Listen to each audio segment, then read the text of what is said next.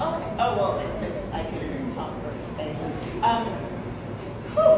This is my fuck-up story. And I had many to choose from, and you'll hear another one of them tomorrow when you come to my workshop. But this is a perfect case of not listening to people who love you. And just thinking somewhere along the way that you kind of had it figured out. So this was back in the fall of 2001. I had just started Sustainable South Bronx, my non-governmental organization, and we were doing some great work. For 4 years before that, I'd been working, okay, thank you, with another organization, and was already kind of feeling that folks didn't like me very much because I was getting a lot of attention. I was getting known in the media, and I was out there a lot.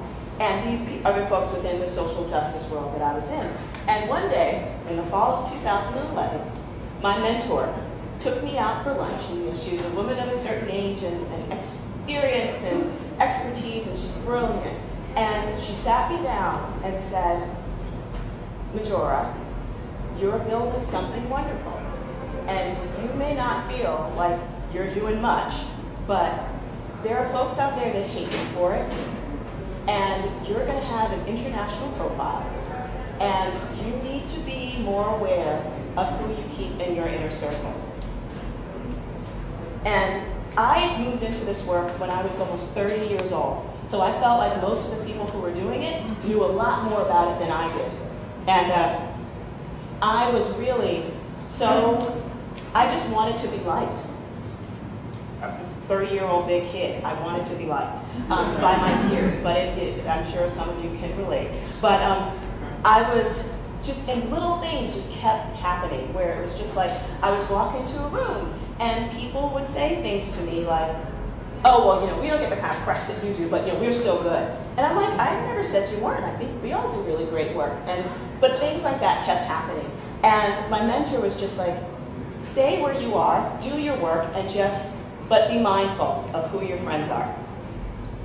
Fast forward, not that many years later, but I joined this social therapy group because I was having a hard time trying to deal with it. It was a group of folks who were interested in working within the social justice world, but decided to come together to work on things together. And the leader of it, another mentor of mine, because I was complaining about not being, feeling as though folks hated me because I wasn't good enough. I was too old when I started this work, and that I was doing things a little bit differently, and maybe if I just tried harder, then they would like me more. And she was like, they will never like you, kid. Get over it. Get over it and move on. Fast forward, this lovely young man right there, James Wade Buchanan, who was only my boyfriend at the time. I wasn't even engaged at that. But we went to this event. It was a woman who had written a book about some of the work that I'd done on the Bronx River. And I had what I thought was my best friend who was in the book with me. And we were both considered, she was beautiful and I was beautiful, and she was strong and powerful, and we both were. I thought we were sisters from other mothers. That's how close we were. And at the book launch, where the writer came to read the book, of course, my sister was there. And she avoided me like the plague. And James was like, that was weird. Are you sure nothing's going on? And I was like, no. She loves me. I love her. She was just in a bad mood. That's why she didn't come anywhere near me for the whole evening.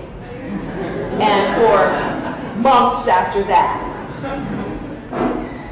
And then we're going to fast forward to the year 2012. And at that point, I'd left my nonprofit because there were all sorts of really weird things folks thought I'd gotten. There's an American expression called too big for your britches. When folks think that, or maybe you might have heard this, please translate for those of you that know that to your neighbor, to something more appropriately Spanish. And, but it kind of means that you have outgrown, that you think you're too important for everybody. And that is just not the way I operate in this world. Just never was. But the whispering was going on, and it would come back to me. But after that, so I left the nonprofit I was with and started my own company. And we were consulting firms, and we worked with other, whether they were companies or universities, to help them figure out how they could be more sustainable and be better neighbors to the communities around them. And a company hired me, and my company, to work with them on a plan because they were moving into another part of New York City and expanding. And this particular company caught the attention, negative attention, of a group of social justice activists who decided that despite all the good work that they had done, despite all the jobs that they could bring, despite all the fact that they could actually be a much more environmentally sustainable alternative to what I knew was coming down, what we all knew was going to come to that location, they were just like, we hate them, and by association, we hate you, Majora. More than life itself, more than this company, we hate you. And many of them were the same people who would whisper, except this time, they put it all on social media. And so for a year, I was the target of this social media campaign where I was called everything except a child of God.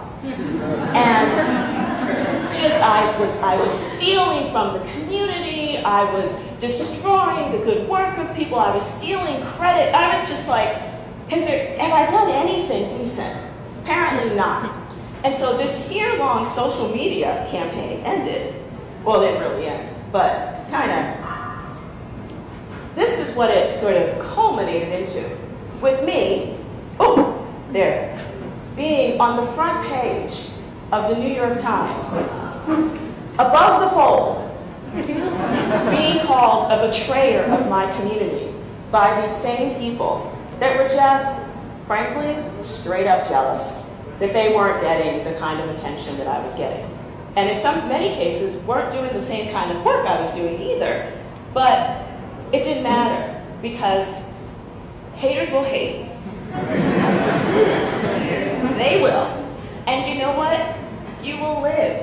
And if you haven't seen him, there's a comedian called Cat Williams who does this whole hilarious thing about haters gonna hate. And if you ever have any, and you in particular, you better seriously get some. And you just need to know that, just to close this, the evening that this story came out, I was I was working with my community, and we were putting together this kind of interactive theater event where folks in the neighborhood literally use the theater to articulate what their plans are and what their hopes and dreams and aspirations are. It's called Theater of the Oppressed, and I can't exactly remember what country it came from, but it came from a country in South America. Just the idea and the way they did it, and it was all about this experiential learning thing where folks acted out their dreams. And so I've been a part of this thing with other folks in my community, but I felt like I had to tell them that this story had just broken, and we were on our way to rehearsal. So I printed out copies of this. And most of the folks in my community, same one that I was born and raised and still live in, this was the first time they'd seen the article. And they were like,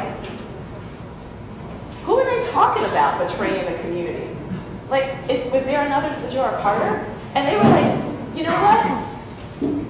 According to this, you are really big and fabulous and beautiful. And you are a star. And guess what? You're our star. And so the moral of this story is, be aware of who your friends are not. And make sure you are holding those people that love you and who will advise you really closely, because when you end up on the front page of the New York Times in a gossip piece, those are the people you are going to depend on. I feel like I lost so much time and money and energy trying to appeal to folks that I was never going to appeal to, ever. And if I could take some of that time back, if I could take some of the flowers that I would send to people when I thought I had disturbed them, Okay, I wouldn't be that rich, but, you know.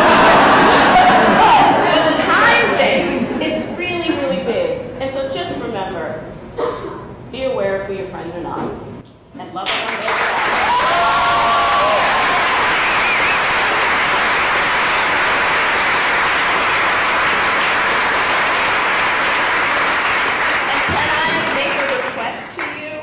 To not Google that article, because all it does is push it up into the Google search things, and it's already high up there to begin with. But I promise you, it's just a stupid gossip piece, and it makes you question the journalistic integrity of the New York Times. So.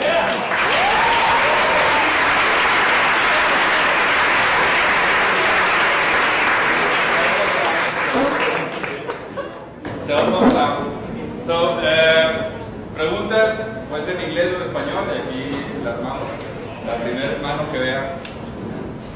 Comentario. Por allá. Whenever you run into these people again, what is your reaction like? It's so much fun. Okay. You're going to be my model. Okay. The first so you have to see me and like pretend you don't see me. Hey! It's so nice to see you.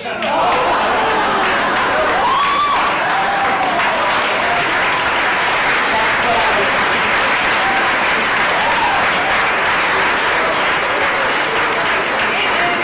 was hilarious. I mean, it's just like you just watch them become like.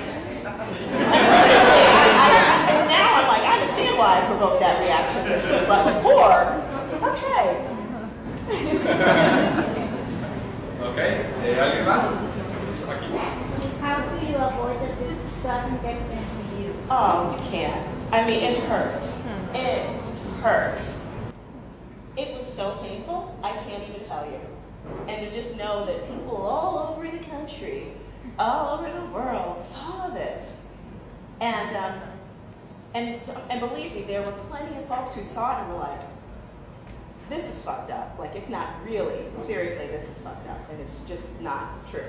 And others were just like, I knew it. And then others were just like, what? You know, so, yeah, but it did hurt. And really, like, I will never forget my house that evening after the rehearsal that we did that night. Just like my friends were all there and just like, you know, doing little doll, like just trying to figure out like what do we need to do to like, just like they were all just there for me. It was a beautiful, as awful as it was, I dealt with it. And fortunately I had amazing people around me to get through it.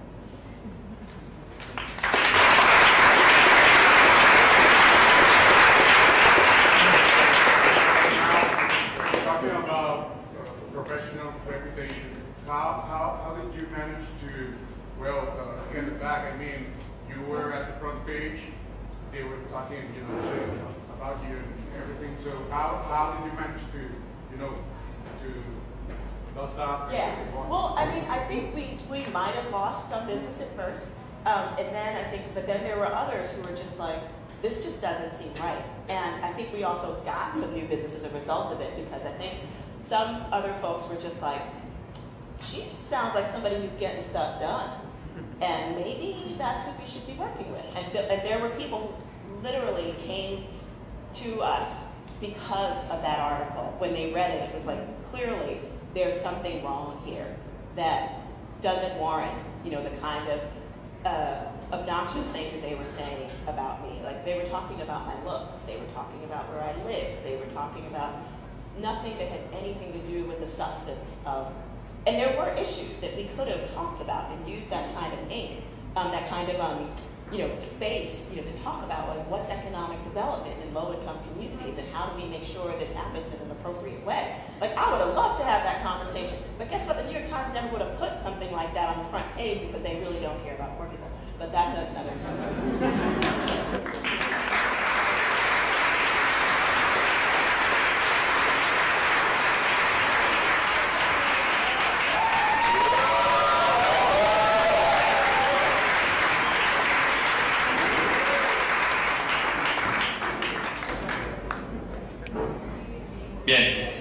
Bueno, pues muchas gracias, Majora. Thank you very much.